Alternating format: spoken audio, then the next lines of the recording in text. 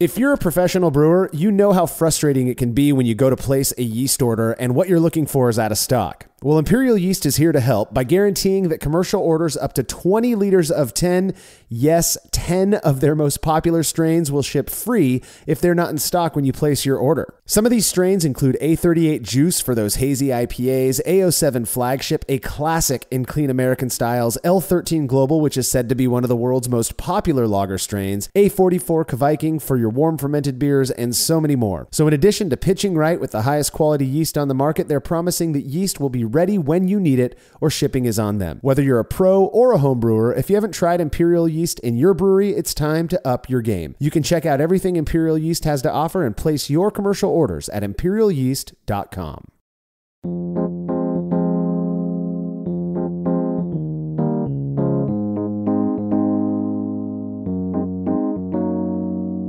One of the funnest things about brewing beer at home is that we can experiment with pretty much anything we want. Since we don't have to please the palates of customers in order to pay the bills, we have the ability to try new things. And for most homebrewers, that usually involves playing around with unique ingredients. You're listening to the Brewlosophy Podcast. I'm your host, Marshall Schott. And joining me on this episode to chat about brewing with caraway seed is contributor Steve Thanos. Hey, Marshall. Yeah, caraway seed has always been known to be something, be a spice that would be characteristic of food. Although I started thinking about how it would react to if I add it to beer. And so I got curious and I designed an experiment around that. You sound like most homebrewers, Steve, right? There's an ingredient out there that you like in food, and you're like, I wonder how I can incorporate that into what I like even more than food, which is beer. I feel like it's been a while since I've said this, but this is a subject that I literally have zero experience with. I have never made a beer with caraway seed. I have a feeling a lot of our listeners out there are in the same boat as me. But that said, I do really enjoy the flavor of caraway seed. In fact, being married to a Latvian woman, I've eaten a ton of what's called jāņasirs, or John's cheese, which is a type of cheese flavored with caraway seed that's traditionally made to celebrate the summer solstice in Latvia. Until your experiment, Steve, I'd never even considered using the stuff in beer, but I look forward to chatting about it with you today. All right, if you like what we're up to and you want us to keep doing it, consider becoming a patron of Brewlosophy. By committing to a small monthly pledge over at patreon.com/Brewlosophy, you'll receive rewards like access to unpublished recipes, unique discounts at YakimaValleyHops.com, and an invite to a monthly live Q&A session with somebody in the brewing world. Again, you can head over to patreon.com/Brewlosophy to learn more about all of those rewards, all of the rewards that we offer in exchange for your support. Another really easy way to support us is by using the links found at brewlosophy.com/support when you're doing your shopping online. Your shopping experience doesn't change a bit, and we get a little kickback for the referral that really does help us out. Finally, if you wouldn't mind letting us know what you think about this show by leaving a rating and review in Apple Podcast or wherever it is you listen to podcasts, we'd really appreciate that as well. Feedback is brought to you by Brewers Hardware, who specialize in tri-clover compatible sanitary fittings, conical fermenters, kettles, and brew stands. Brewers Hardware offers a variety of unique items for home and craft brewers, including high-quality stainless fittings at great prices with very fast shipping. Learn more at brewershardware.com, and don't forget to mention Brewlosophy at checkout to receive a free gift. That's brewershardware.com. A listener by the name of Harry wrote in with feedback on our Brews Views episode where we talked about accepting and giving feedback. Harry said, I'm a firm believer that I've learned more from failure than I have from success. So when I ask somebody for feedback on my beer, I ask them to be brutally honest. What would you change? Does it need more or less of something? Hit me with the truth. Sure, I want people to like my beer, but the only thing I'm concerned with here is growing and improving as a brewer. Besides, I'm really not that easy to offend anyway.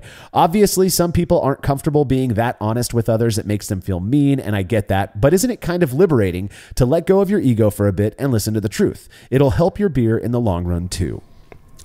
I love this comment by Harry. It rings so true to me as a teacher who's giving students feedback, receiving feedback from students and from my principal administration. I'm much like Harry in the sense that, give me the honest opinion. But I can understand how people can shy away from that, especially if the beer is really bad. I think the thing that I've always thought of is to ask questions more so and not assume And that tends to then lead into more of a conversation. And 9 times out of 10, I think you kind of get the gist of where someone went wrong with a beer. Yeah, I agree. There's this, I get what Harry's saying about feeling mean. And I do believe, there's dynamics that each relationship has. So, if my best friend is sharing a beer with me, I feel far more comfortable being honest with them because I know they expect it and I know they're not going to get their feelings hurt. But if somebody I've never met before is really obviously very proud of a beer they made and I taste it and I'm like, that's not too good. You have to kind of walk around that on your tiptoes and figure out the best way to let them know if that's really what they're looking for. Yeah. Oftentimes when we talked a little bit about this on that episode, people will ask for feedback, but you kind of get the feeling like they don't really want to hear the truth. They just want to be lauded a little bit, have their back patted a little. So I'm with you, Harry. When I ask somebody for feedback, it's not going to hurt my feelings if they don't like the beer, even if I think it's great, because I'm a wholehearted believer in the whole subjectivity of preference and that people perceive things differently. So sounds like we're in a similar boat though, Steve, and Harry is coming along with us for the ride. So thank you so much for the feedback, Harry. If you have show feedback, you could send it to feedback@brulosophy.com or drop us a note on social media. We're going to be talking a little bit about brewing with rye a bit later in this episode, but suffice to say, I am a fan, just as I know you are, Steve. To me, it doesn't come across as spicy, but rather imparts this beautiful, doughy note to beer. Well, listener Matt Foyce sent me a bottle of a rye Pilsner he brewed up using a couple really unique hops, Medusa and Provoke. 1 minute beer review with Justin and Tim.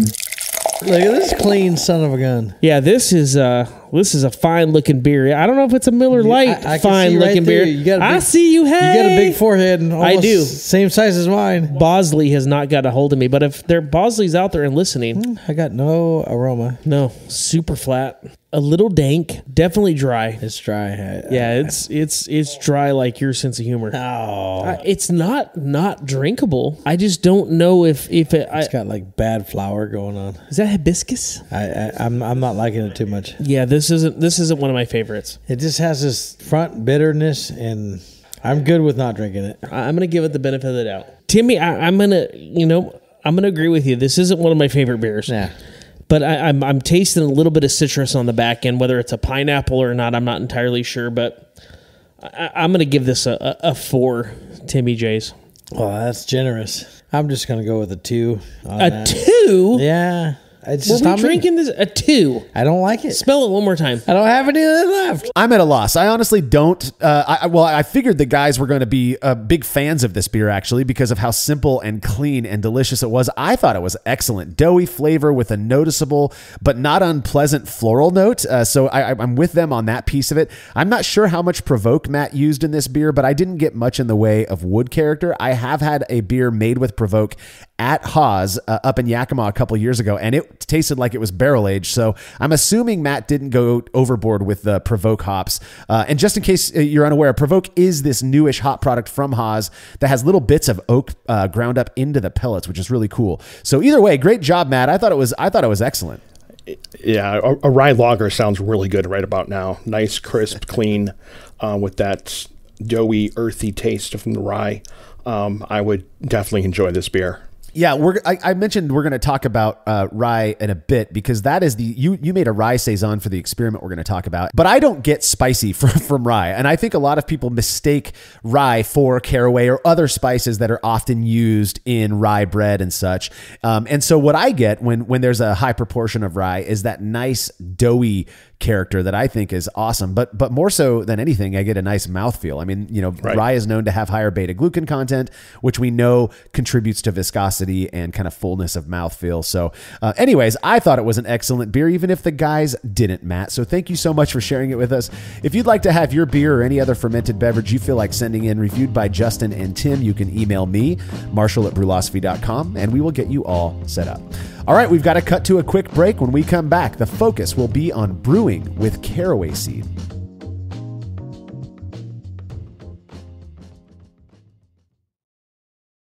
Craftmaster Growlers takes traveling with and sharing beer to a new level. Made from heavy-duty stainless steel, Craftmaster Growlers are double-wall insulated and can keep beer cold for up to 8 hours. Unlike typical growlers, Craftmaster Growlers come with a swiveling tap and fully integrated CO2 regulator cap, allowing beer to stay fresh for 2 weeks or more. The square design takes up less space and will fit in most refrigerator doors, and every Craftmaster Growler comes with a 1-year warranty. There are 64 and 128-ounce versions available over at craftmastergrowlers.com.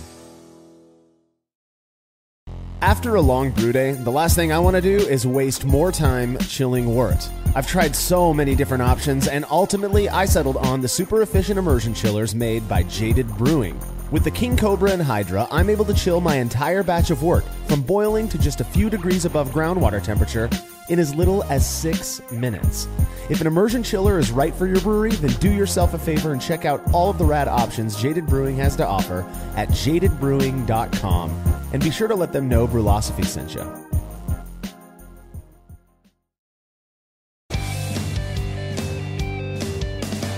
Compact and simple to use with a small footprint for brewing indoors, the Grainfather makes it easy for you to brew professional quality beers at home.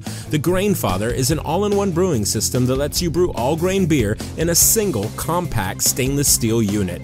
It uses an electric heating element and pump to maintain a constant temperature and to circulate the wort during the mashing and cooling stages. It also comes with a counterflow chiller to reduce chilling times and produce high-quality wort. And now, with the addition of their conical fermenter, the Grainfather takes things one step further by offering homebrewers state-of-the-art temperature-controlled fermentation just like commercial breweries use. And with the Grainfather Recipe Creator and Connect app, you can easily design a recipe, sync your brewing system with your phone, and then just sit back and relax as the app takes over and assures that you maintain your scheduled mash temps and boil schedule. Head to Grainfather.com to purchase your all-in-one brewing system today and to sign up for their free Recipe Creator tool. Once more, head on over to Grainfather.com, that's Grainfather.com, and get started today. Family-owned Atlantic Brew Supply is the largest homebrew shop in the Southeast. No gimmicks, no multinational corporate overlords, and no BS. They offer exclusive malts, yeast, and more from local artisans, as well as award-winning recipe kits. They also sell professional brewing gear and cask equipment from sister companies ABS Commercial and Cask Supply. Most ingredients are available by the ounce, plus Atlantic Brew Supply has an on-site calculator to help you craft your best brew. Orders are processed same day, and 2-day shipping is guaranteed for East Coast customers. Get 15% off your first order using promo code BREWPOD, that's BRUPOD, at AtlanticBrewSupply.com.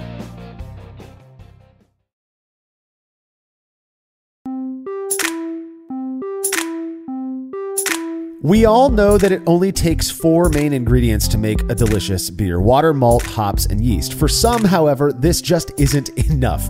They desire something more unique and resort to spicing things up with adjuncts. Ingredients like our topic of focus today, which is caraway seed. Now, Steve, I'd never considered using caraway seed in brewing. I don't really consider using many adjuncts in brewing, the beers that I make at least, but I am familiar with it as a spice used in cooking. I've had plenty of food that is spiced with caraway seed, and I rather enjoy it. I'm not a big fan of black licorice, but I do like that little whisper of anise that I get in dishes that are made with caraway seed. Now, before we talk about the use of caraway seed in beer, what exactly is this stuff anyway? Well, caraway is a biennial plant in the same family as carrots and celery that produces crescent-shaped akins that are erroneously called seeds. Yeah, it's funny because there's so many things like this. I was doing a little bit of research on caraway seed prior to this episode, and those, I think they're called akins or akins or something, but they are the same. If you look at a strawberry, you know, the people refer to the things on the outside of a strawberry as a seed. They're not actually a seed. They're a part of the plant, a part of the strawberry, and it's the same thing with caraway. If you were to plant caraway seeds, you're not going to grow a caraway plant. At least that's what I'm reading. It really is the fruit fruit that comes off of the caraway plant. And it is these little moon-shaped, tiny little things that have this really interesting flavor.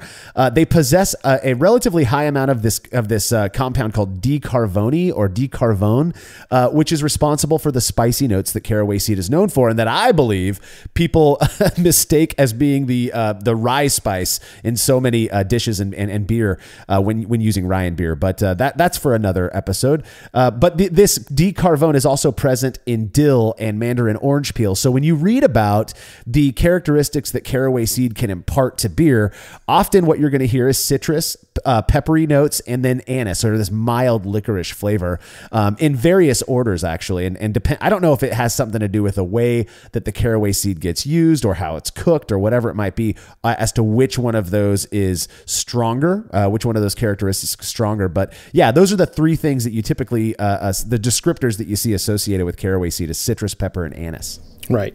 That's really interesting. I also noted that a lot of times with caraway seed, a lot goes a long way. I'm sorry, very little goes a long way. Right.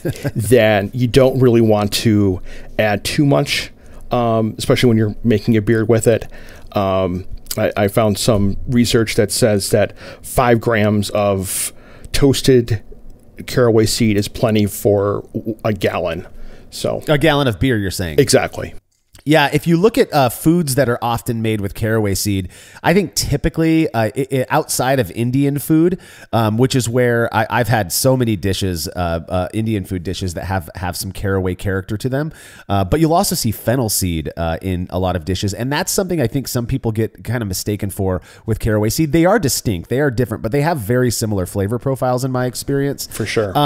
Yeah. And so the amount, though, that you use in dishes like bread, and then I don't know how many other people have had caraway cheese like I have, but I love the stuff. I believe I've had that before.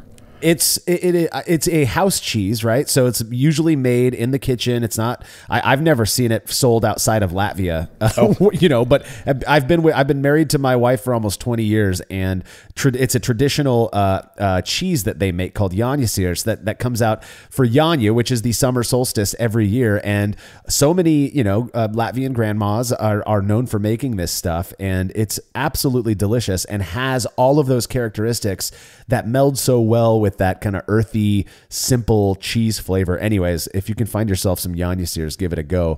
But I think typically it's most associated with its use in bread.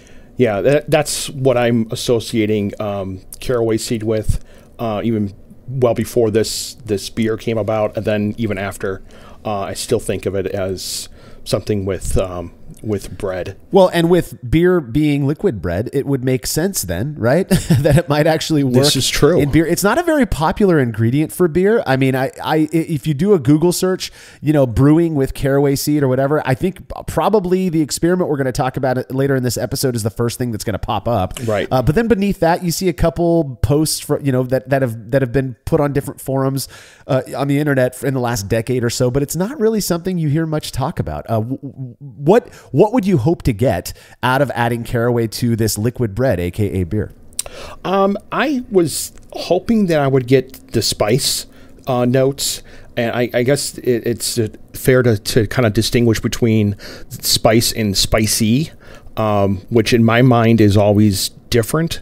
I always associate spice with something like ginger or cinnamon or even caraway.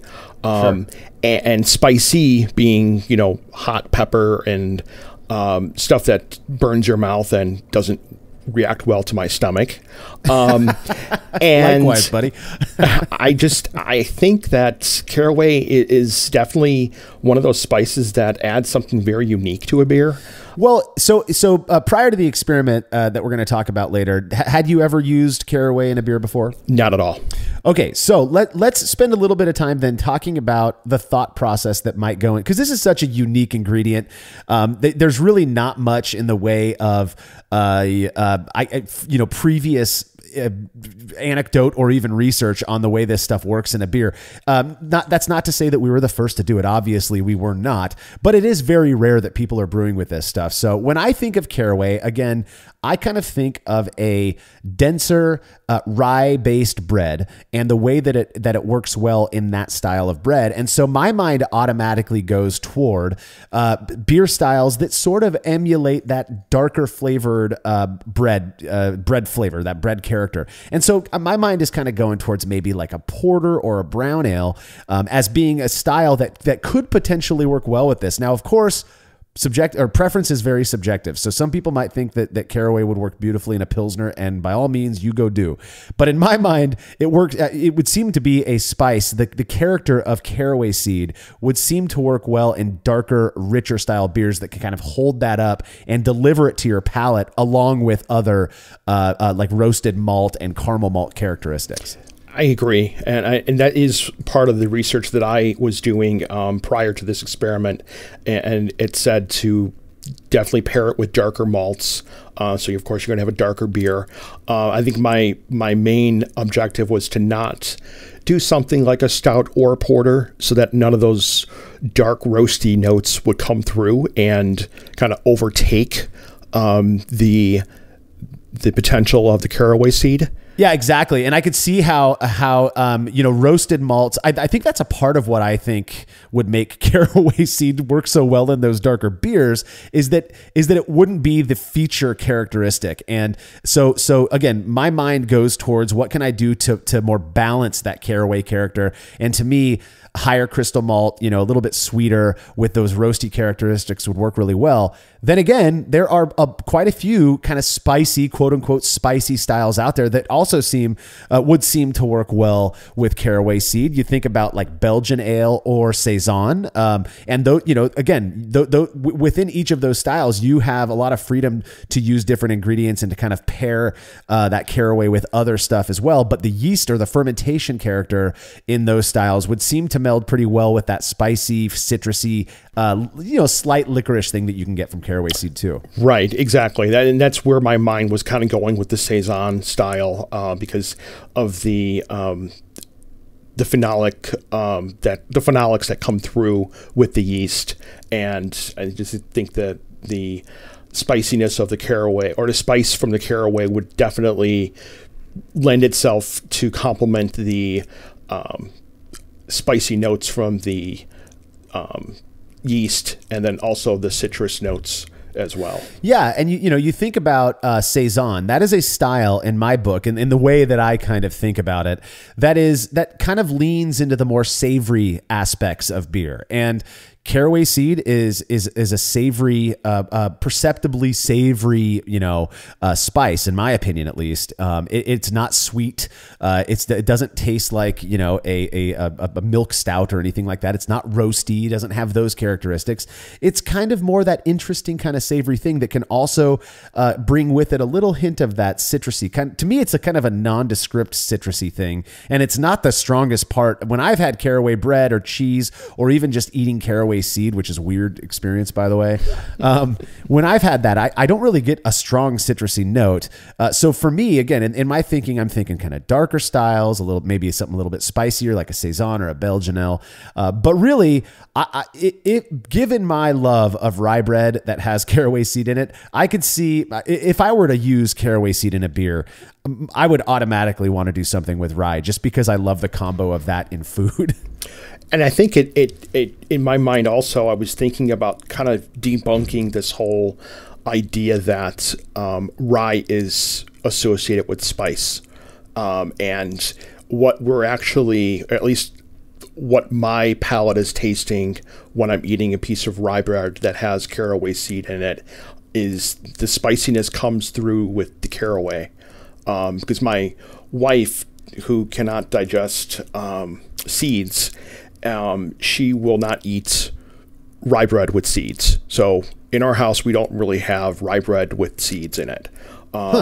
And when I eat a piece of rye bread that has no seeds, I do not get any spiciness whatsoever, or spice, I should say. Yeah, that is one of the, we've already talked about it a little, and I don't want to beat a dead horse too much, but I do think it deserves a little bit of focus, is this idea that rye bread often has caraway in it. If you've ever had a rye bread that doesn't have caraway, at least my palate, I don't want to speak for everyone else out there, I don't get that spicy thing that people often describe. Right. I do feel like when you read on a beer label that a beer is made with rye, whatever spicy notes might be coming through from, say, the hops, I don't know, or maybe the fermentation character from the yeast. For sure. I think people attribute that to being from the rye because they expect that spicy. And again, I like how you said spicy, kind of, you use that to refer to heat. I'm talking about that spice character that you get from caraway, that citrusy, anisey thing.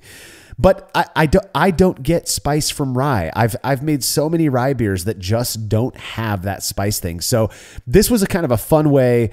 You think about, what can I add then to contribute a little bit of this spice note that I get from rye bread? Caraway seed is the go-to, even though it's not a very popular adjunct to use. It seems like that, if you're trying to make a drinkable rye bread, this is kind of the way to do it. Exactly, and it's definitely something that I've never thought of before this experiment, but I'm glad I did. Now, when I'm thinking about beers that I probably wouldn't want to use caraway seed in, I'm thinking those paler, lighter styles. I would have very little interest in drinking a Helles, for example, that had caraway seed in it. I like the flavor, but I like that flavor in tandem with other things, and that pale, toasty beer, I don't think would work very well. Again, personally. Yeah. No, I'm right there with you. I mean, I think we share the same sentiment of liking beer that tastes like beer, right? Yeah, and right. I think that's the style of lagers is the type of beer that kind of is the quintessential beer that we're talking about there, and it's something that I don't want to have too much in the way when I'm drinking it. Yeah, I agree. And then I would also think that at least certain hops, if you're going for hoppier style beers like a pale ale or an IPA, I mean, I just don't think the characteristic from caraway seed is probably going to contribute too much to those being any better than they already are. Maybe they would. Maybe if you use caraway seed in a really citrusy IPA or something, it would pull more of that citrus character out of the caraway. I don't know, but those styles to me don't sound like they would work well with caraway seed. Worth a try, but yeah, I wouldn't hold my breath on that one. Yeah, I'll let you try it, Steve, because I'm not going to be doing it. In terms of how to use caraway seed in brewing, again, we're talking. What we're going to talk about in terms of this is not necessarily recommendations, because this isn't so common that there's like tried and true ways to do it. It really is just kind of what has worked with other types of spices, and what we know about ways to get caraway seed into, or to get spices in general as an adjunct into those flavors into your beer. I think probably pretty common for people to start off by toasting the seed prior to using it. I'm not sure it's necessary, but at least one benefit that I can think of in doing that, one is you're going to release those essential oils. That's one of the reasons people do that. But also that heat may very well help to eliminate any contaminant bacteria or microbes that are on the caraway seed. Yeah, that was my thought exactly. Releasing those oils and letting the heat kind of kill off anything that may or may not be on there. But yeah, it was something that I usually do when I'm either cooking or if I'm adding adjuncts like that to a beer. And my understanding, I don't brew with spices. Again, that's not my thing. But my understanding is when you're toasting them, we're talking maybe 30 seconds to a minute, right to when you can start to smell those oils kind of coming off the caraway seed. Am I accurate in that? Or 100% right. Let your nose be the deciding factor on and if it sits too long, you've burnt it and you need to start over. And don't ask me how I know that, but it is definitely a quick process. And you don't want to add burnt spices to beer because you're going to get that. That is one easy way to get acrid, unpleasant flavors in beer, right? Exactly. So you're looking at tossing them into a pan, heating them over maybe medium heat, kind of, and moving that pan around the whole time until you really start to smell them. And if you maybe notice a slight change in color, then you pull them off. Do you let them rest before you use them, or? I do just a little bit, just to make sure that everything is good before if I know I didn't grind them this time, but in the past with other spices that I've done, I did grind them. And I just kind of wait to hesitate a little bit just to let it cool off before I throw it into a grinder.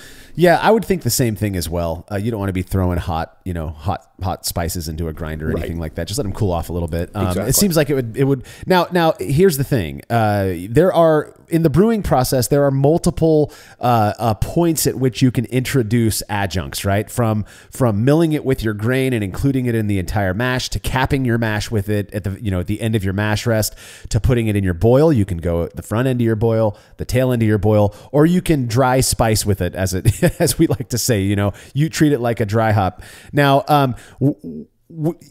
I know that in the experiment we're going to talk about, you did just one of those, but let's talk a little bit about how one might go about using caraway seed at these various points in the brewing process. I would think that in the mash, you would tend to think about it towards the end, and kind of like a late addition hop that you would add, so you get a lot of the flavors and aromas coming out, and then in the that I was in a boil. I've never thought about it in the mash, which would be interesting. Yeah. I think that would add a whole nother level to it. And then also, like you were saying, a dry spice during fermentation. Yeah, adding it like you would a dry hop addition or whatever it is. Now, when I think about using any spices, caraway seed included, in the brewing process, my concern would be flashing off those oils. I don't know what their flash points are. I don't know at what point that they're going to volatilize off. So I would be inclined to not. I don't know. You could use them in the mash and maybe make your garage smell really good during the mash rest. If you add them too early in the boil, again, my concern there would be that you're going to end up driving off some of the characteristic that you're aiming to keep in the beer. If you add it towards the end of the boil, that seems like it would probably work fairly well. In fact, in the few beers that I have made with fruit and or spice additions, I've done like the last 2 to 5 minutes of the boil, and that characteristic absolutely comes through in the finished beer. So I would imagine it's the same for caraway seed. I can't speak from experience on it, obviously. But then there's this idea of adding it during fermentation. And that really does, if I'm going to go about adding caraway seed to a beer and I only want to make one addition, I would be inclined to probably, quote unquote, dry spice the beer during fermentation as well, because you've already toasted it. You've kind of opened up those essential oils. You add it to the fermenting beer. You're not raising the temperature of that beer to flash off any of those characteristics. My guess would be you probably don't need to use that much caraway seed, given how potent that stuff can be. Yeah, less is more, I think, in this case. You really don't want to overpower the palate when it comes to adding a spice to a beer, at least in my mind. Whether it be a Christmas or a winter warmer, or with cinnamon or caraway, or if you're doing a wit beer with coriander, I've always thought of less is more. Yeah, and you're aiming for balance. That overwhelming spice character from any adjunct, in my opinion, is really unpleasant. It kind of leaves like of the perception of like a film in my mouth that I find really unpleasant. Mm-hmm. I would want to avoid that at all costs. My whole goal in using any spicing is to just contribute, to the gestalt of the beer that I'm brewing, as it were. Right. And so by adding those a small amount of toasted caraway seed during fermentation, I would imagine that would do just that. It would create this balanced caraway character to the beer. Though an interesting experiment would be to compare, adding spices like caraway seed during the boil versus during the dry hop or during fermentation, and to see if there is a difference in the way that those are perceived by people. Well, Steve, you were curious to see what impact caraway seed might have on a rye saison, and you put it to the test. Results when we're back from this break.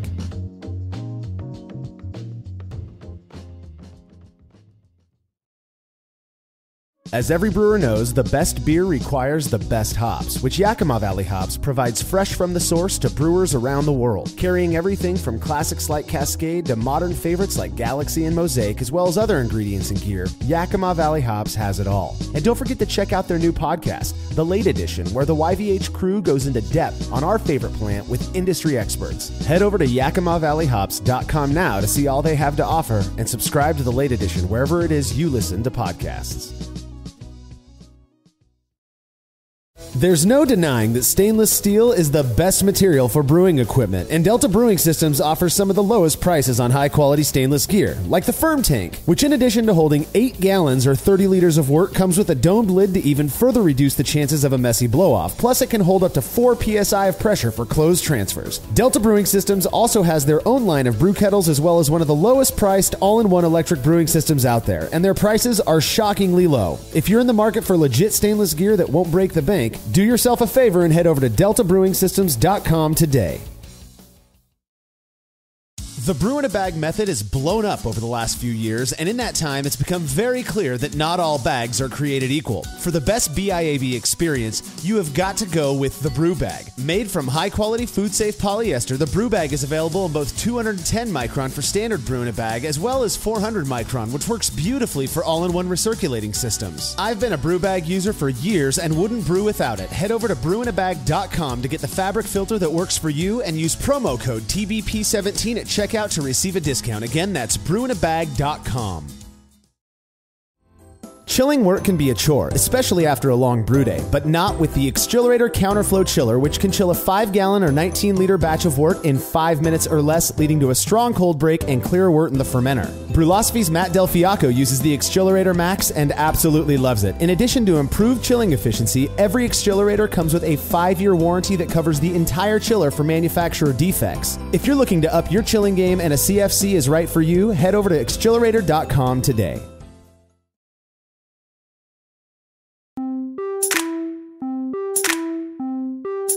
I touched on it earlier, but to me, caraway seed has a balanced blend of that citrus, anise, and slight spice character to it, which I personally think goes great in bread, cheese, and other food dishes.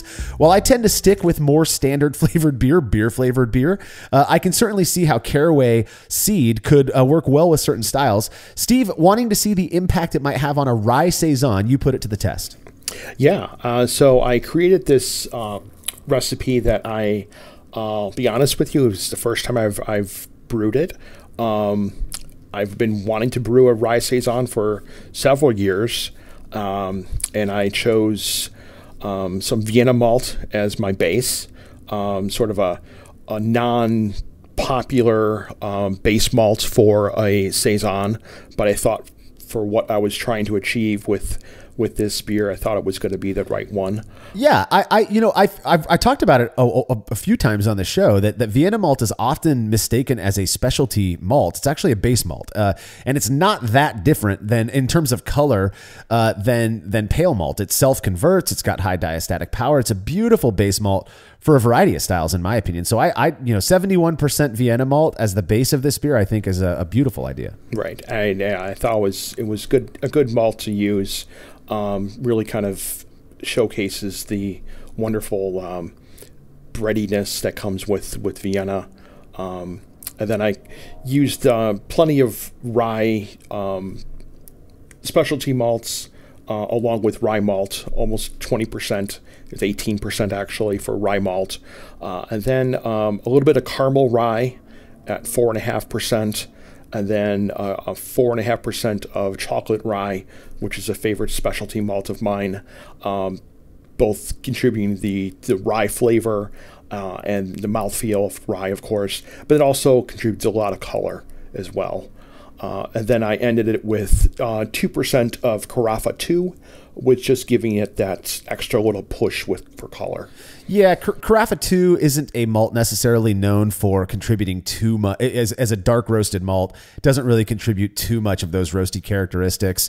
This is such a unique recipe, Steve, and one that I think just sounds like it would taste really, really good, especially given that it's going to be fermented with a Saison yeast. Just really, really interesting, and a cool way to showcase both rye malt, but also the caraway seed, which was the whole idea, right? Definitely. Is to kind of make this dark liquid bread that has this caraway character, and to see how it comes out. So very cool. Then I mashed at 149, 65C, boiled for 60 minutes like I usually do. Added cashmere hops at the beginning of the boil, just 28 grams, so an ounce of that. Nothing too crazy with hops here. I really didn't want the hops to kind of overpower the beer at all. Just give it enough bitterness to balance out the sweet wort. And then chilled it and got a OG of 1054. So this was a dual 5-gallon batch brew day. So obviously one batch is getting the caraway seed, the other batch isn't. But you did 2 separate 5-gallon batches. This was not a 10-gallon batch that was split post boil. But the worts were identical in OG, so you did good there on both of the batches. And you ended up fermenting this one with Imperial Yeast B64 Napoleon, which is I believe that's their French Saison strain. Correct. So which is diastaticus positive. So be careful if you're using this stuff. Some people think that diastaticus yeast sticks around and will over attenuate pretty much any other beer that you ferment in the same container. So just make sure if you're going to go use a B64 Napoleon or any of the other labs versions of that French Saison yeast, that could be something you're dealing with later on down the line. So both worts were racked to a separate sanitized fermenter and placed in my chamber to finish chilling, and the fermentation temperature was 68 Fahrenheit, 20 C. At this point, I pitched the Imperial Yeast B64 Napoleon into each batch, and these fermented, like I said, for 2 weeks. So you let these go for about 2 weeks. That yeast is a monster, by the way. The times that I've used it, it just ferments right away, really dries a beer out. And so you let these go for 2 weeks, you said. And it was during this fermentation process where you introduced the variable, which was the addition of the caraway seeds. So tell us a little bit about that. Yeah, once the beer took off within like 24 hours, I was back in my garage, and I put in the caraway seed. Like I said before, I lightly toasted 14 grams, which is about a half ounce of caraway seed, and threw it into a mucilin bag just so it wouldn't cause more problems later on. And the other batch was just left alone. And 2 weeks later, I noticed a slight difference in the final gravity. The caraway seed was at 1.005, and the beer without the caraway seed was at 1.006. So I'm not convinced that has anything to do with the caraway addition, but it may very well. I mean, it is only one specific gravity point difference. You could see that just by chance, if you're fermenting 2 of the same beers next to each other. But again, maybe it is because of the caraway seed. I wouldn't think that it was contributing, 14 grams of caraway seed, which is basically nothing, would be contributing too much in the way of like extra sugars or anything. It's not much at all.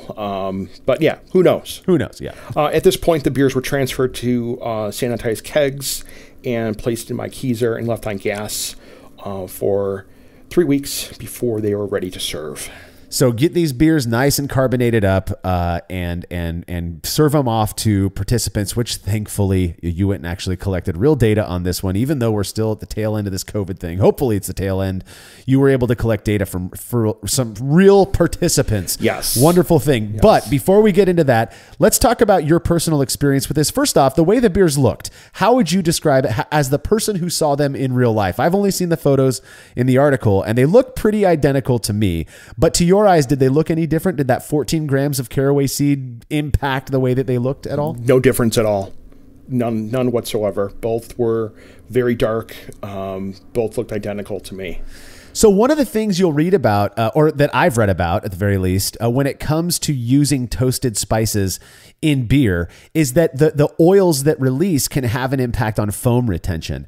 I have not witnessed this. Now, again, the spices that I've used have been not very many, and it's usually, like dried orange peel, or I've used peppercorn before. I've not noticed any impact that has on foam retention or foam development even. And based on the photos that you put on, that you included in that article, it looked like the beers were identical. Same color, same clarity, same foam. Yeah, I didn't notice much of a difference in head retention, color, or anything at all. And I'm wondering how much of this idea that the oils are going to contribute to a less of a head retention, would the amount that we're adding, would that matter most? It makes sense that it would, but then the other thing that I think is if you look at really highly hopped beers, they tend to have pretty decent sticky, foam. And the stuff that you're getting out of hops that you desire are oils, the terpenes and stuff like that. Yeah. They refer to them as oils. So I get the idea that oil is bad for, foam. But I just think it's kind of a misconstrued concept. And so I'm sure that if you were to throw, a pound of caraway seed into a 5-gallon batch of fermenting beer, that it might impact the way the foam develops. But overall, these beers basically looked identical. Yeah. 14 grams, again, about a half ounce, just not that much caraway seed anyways. But right. we're wondering if it had any impact on flavor and aroma. So you did a series of 5 triangle attempts yourself. How was your performance on those triangle tests? Out of the 5 triangle tests that I attempted, I chose correctly every time. The batch with the caraway seed had the characteristic aroma and flavor of the caraway that I love in rye bread. And while it wasn't horrible, I prefer the version without the caraway seed. So 5 out of 5. Now, there are going to be people saying, oh man, what did you expect? Well, we didn't know what to expect. That's the reason we do experiments. And when we're trying new ingredients, one of the things that we like to establish first off is that it has an impact. And that is what motivated this experiment was, does the caraway seed, can you even perceive 14 grams added during fermentation? Well, you, based on your 5 out of 5 correct triangle test attempts, you could tell the difference. And that means that caraway seed likely has an impact. Now, obviously you were biased. You brewed the beers. You knew what was added to them. So you went and served these to 36 participants at your homebrew club, out of which 18 would have had to identify the unique sample in order for us to say that tasters could reliably distinguish these beers, that it was a significant result. And in the end, how many of those 36 participants correctly chose the odd beer out? 19, which is 53%. 19 people, which is one more than we needed in order to establish significance. So we could say with some degree of confidence that at least among these 36 tasters, with this rye saison that had 14 grams of caraway seed added during fermentation, make sure you qualify this, that people seem to be able to tell it apart with some degree of reliability, right? It seems the caraway seed had a perceptible impact. You said a word earlier in the last segment about the using caraway seed, and it was the word savory, and that word kept on coming up when I was serving the beer to participants. Interesting. And they had this sensation that the beer with the caraway seed had this savoriness that they detected that was not in the rye saison without the caraway seed. So I just thought that was interesting, and I thought I took away from that just a really interesting way of describing.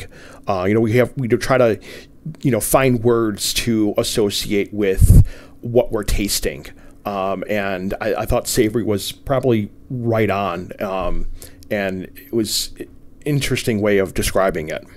Well, you said that in your experience with it, when you were drinking these beers, that you preferred the one without the caraway seed, and that's perfectly fine. But you said you also enjoyed the one with the caraway seed, and that it had the kind of characteristics that you would expect from a beer made with caraway seed. Can you go a little bit more into that? What was your experience drinking this? Did you get citrus and licorice, or did it come across some different way because of the fact that you use Saison yeast, or that it was this rye based beer? I think it was mostly it definitely wasn't citrus. I didn't get any of that, but it was mostly the licorice, anise, kind of in the background, kind of complementing with the with the dark malts. And I would have to think that the Napoleon yeast that I use kind of comes into play here as well. And it really did kind of lean it in a certain direction, at least on my palate. That's so interesting to me. And did you think, I mean, again, this is very just much your personal opinion. It's very much subjective, but did you think that the caraway ended up working well with the Saison character, or would you want to try a different style next time you're brewing with caraway seed? I'm actually kind of interested in using it in a lager. Interesting. And so maybe I'll come around and suggest that to the group soon enough. Caraway Helles, here we come. There you go. Yeah, you're gonna change the world with that one, and probably get some enemies too. Oh yeah, I'm sure. No, in all seriousness, I wonder how much of my love for rye beers just comes into play here when it's just unadulterated rye, with whatever style it is. 9 times out of 10, 9.5 times out of 10, I'm gonna like it. That's just how much I like rye. And maybe the caraway seed just kind of got in the way of my enjoyment. Sure. Not that it's the savoriness or the anise notes were necessarily off-putting or bad, but it just the fact that I like rye beers so much, that's what my preference was. Yeah, well, and speaking of preference, whenever we have a significant result, we ask those participants who were correct on the triangle test to go on further and do just a preference selection between the two beers that are different. They don't know that they were right or wrong on the triangle test. We have both sets do it.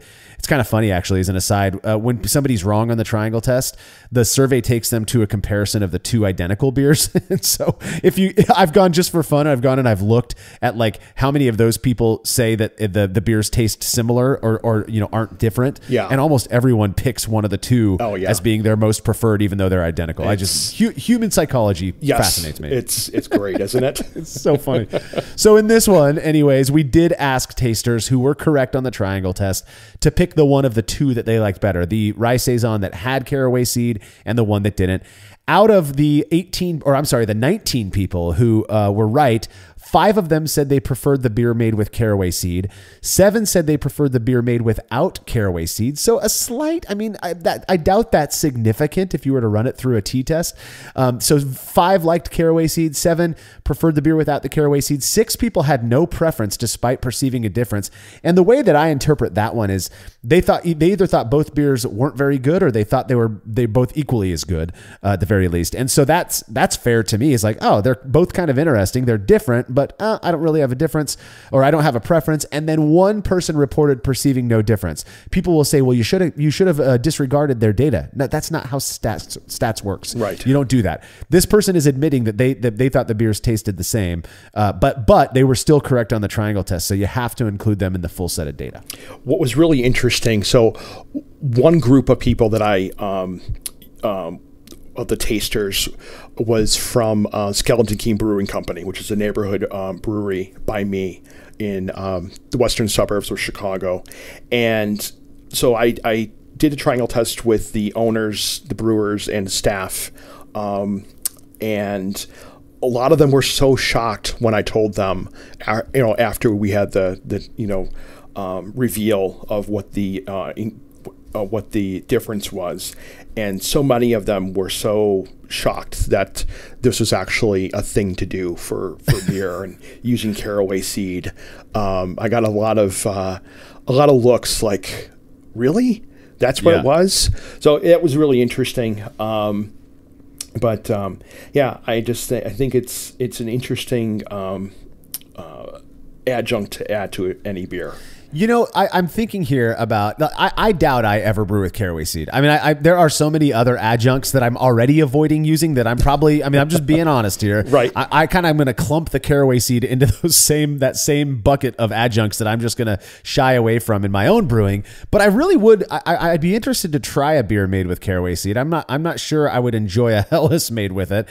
But I was trying to think, like, what styles, based on what the descriptions that you were hearing from some of your participants and the way you described it, have you ever made a stout that you end up drinking and you're like, God, there's a little bit of this soy sauce character to it? You know, it has like a Coca-Cola / soy saucy note to it in the finish. I've heard that description before. I've never detected it to myself with my palate, but I do know exactly what I've heard people using that before. Let's put it that way.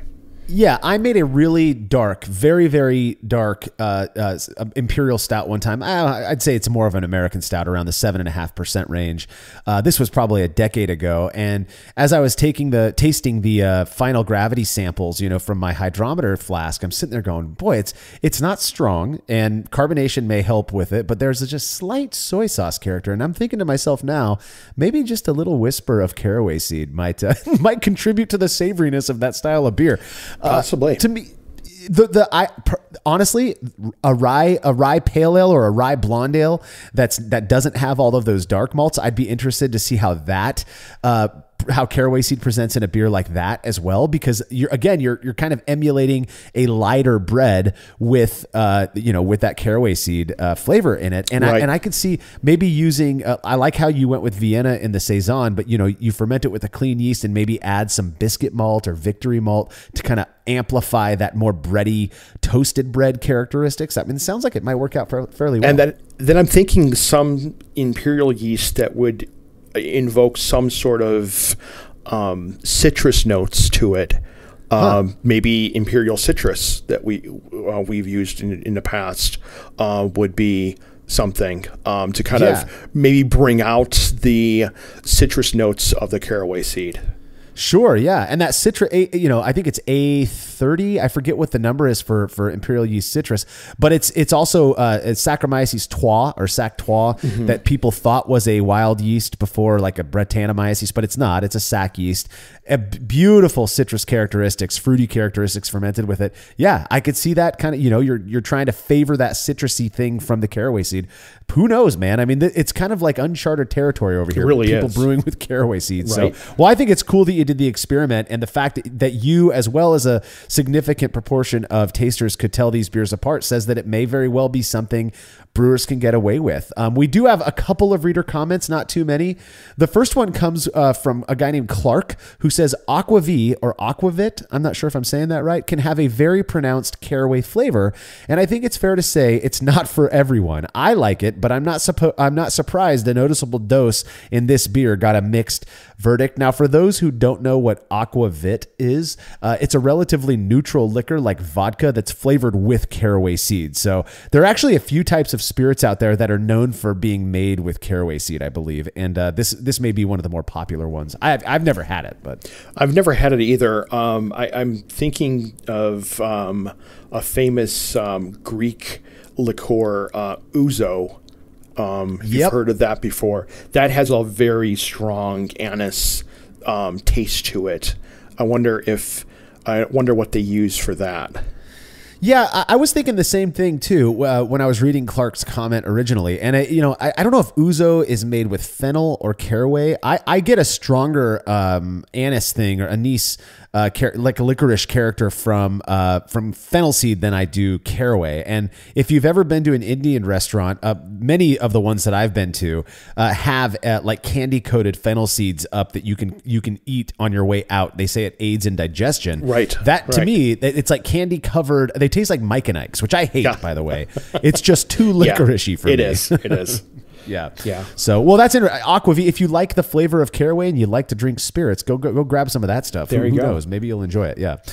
Final comment comes from Reddit user Kelrin Gray, who says caraway is so ubiquitous in American rye bread that Americans using rye malt expect it to taste like caraway. Hence the rye is spicy line people throw around a lot. We've already beat this one, but yeah, I agree with you, Kelrin Gray. We have people who believe. That's right. And rye, I mean, it's not spicy. We've done experiments on it. We'll talk about it in a future episode, but it is not perceptibly spicy. It's just like, other cereal grains. It contributes kind of a grainy, doughy, depending on how it's treated. If you're using toasted, malted rye, or if you're using flaked rye, or if you're using chocolate rye, it's going to contribute those characteristics with that graininess. At least that's my experience, Steve. Mine too. Yeah. So, well, that is all we've got on brewing with caraway seed, a very unique ingredient. I was one of those few who, when you proposed this idea, I was like, what are you talking about? But I'm glad you did it. It does seem to have an impact on the perceptible characteristics of beer, at least when used in a rye saison at 14 grams per 5-gallon batch. So any last words before we wrap this one up, Steve? Just experiment more with caraway seed. Let me know what you think. If you are interested, if you're gonna brew up a caraway blonde ale or pale ale or rye saison, whatever, stout, let me know because I am interested in knowing more about other people's perception of caraway seed. Yeah, and if you end up doing it, reach out to me because I'd love to serve a caraway seed beer to Justin and Tim to review. I think that'd be a lot of fun. See what they think of it. Well, don't forget to check out the Brew Lab, where host Kate Job takes you into the lab with brewing experts to discuss fascinating research they've done on our favorite beverage. And as always, you can read more about the experiment we discussed by clicking the link to the article on brewlosophy.com in the description of this episode. The Brewlosophy podcast is made possible by the generous support of our sponsors, as well as all of our rad listeners. We seriously could not do this without you. Cheers to everyone who has subscribed and left a review of our show. It makes a huge difference. If you haven't yet, please consider doing so. Head over to brewlosophy.com/support to view a list of ways you can easily help us to continue producing this podcast. If you want a reward for your support, visit patreon.com/brewlosophy. Thanks again for listening. We'll be back next week with another episode of the Brewlosophy podcast. Until then, think beer. Start off the morning with some hot tea, lemon and honey, cause it suits my bro. Put some herb in the bowl, yeah, it's homegrown. Ain't gotta go through the middleman, no.